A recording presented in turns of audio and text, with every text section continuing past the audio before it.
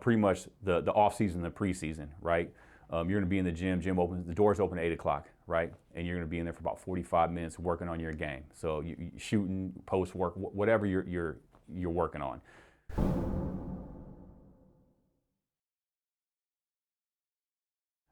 You got about 15 minutes to shower and get to mandatory study hall at 9 a.m. So it's a mandatory study hall for an hour. So that's where you're going to crack the books open. You're going to proofread any paper that needs to be turned in that day. You're going to make sure that everything for that day, you're ready to go. If you got a quiz, a test, you're getting that last hour in of kind of reviewing and studying. At 10, usually between about 10 and 2, you're in classes at some level. You're popping into a couple classes. Then usually around 2 o'clock, there's another study hall for kids that just aren't academically getting it done. So there's another mandatory study hall for certain kids who need that help or who have shown that they don't have the discipline to do it on their own, right? So if you're on that list, you're going to another study hall. Then around 3, you might pop into another class potentially, depending on your schedule. Again, I'm just speaking kind of in general terms. And then usually around 4 o'clock, you're hitting the weights. Now the team stuff starts coming together. So now you're going to have at least an hour in the weight room as a team, and then you're going to go and have a 2-hour practice. And then all of a sudden at the end, you're going to have to get your treatment from the trainer, ice, do whatever you need to do, and then you're getting in your car and you're driving home. So a day that you're starting off probably getting up, depending on your commute and whatnot, you're probably getting up around 6:30, right? And you're probably not getting home until 7:30, depending on how long your commute is. Now that's for a junior college player.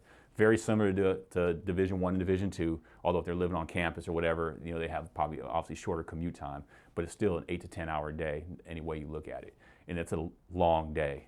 I mean, it's a long day, and that's what a lot of kids don't understand. Some kids need to work on the weekends, right? So they're doing this Monday through Thursday. A lot of programs will give their players in the preseason Fridays off to do a little part-time job or something like that. When the season comes, then you're going 6 days a week. The weight room might get cut down a little bit because you're in season, but the same structure is in place. The gym is still open. If you need to get some work in, you got mandatory study hall, you got your classes. If you're not cutting it academically or you need additional help, you're going to have another mandatory study hall. Then you get into the weight room sessions, the practices, the film room, right? Treatment. Those are long days. They're very long days, and a lot of kids aren't used to that from high school unless they go to a kind of a college prep type high school where they somewhat have that structure in place.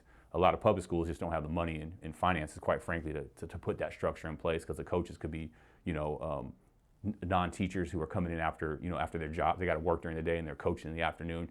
But that's the structure that you have. You got classroom checks. So the coaches are going in from 10 to 2 when you're in class. Coaches are going to opening the door and taking a look in and seeing if you're in the first 2 rows, of the lecture hall, all that stuff. So that requirement is, kids don't understand that's a grind, and you're doing that every day. Mm-hmm. Right? Now, obviously, like I said, it changed a little bit during preseason to in-season, because now you're throwing film work in and things of that nature. But the structure is still there. It's pretty much the same.